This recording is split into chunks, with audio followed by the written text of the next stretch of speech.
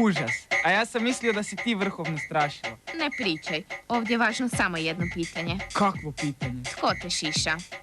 Mi šišamo pudle, španijele, fox terijere, erdl terijere, šnaucere, bobtele i mješance. Naravno, ne želiš li intervencije na tvoj? Misliš Zitina? Mislim svejedno, ali kosi. Gospodin Mirković napravit će ti frizuru kakva se upravo sada nosi. Ne bih, hvala. Ne glumataj. Ovo je umjetnost, a ne šala.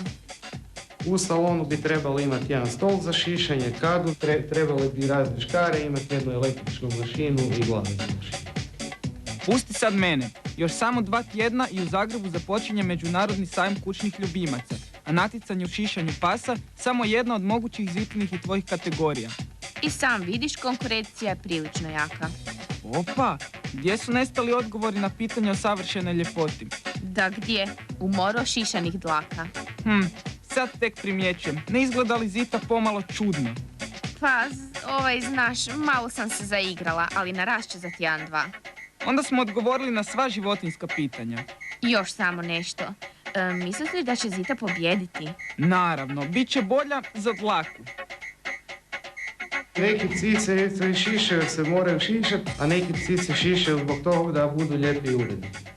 Pa možda bi ipak trebao još ovaj čuperak. A što ćemo s capama?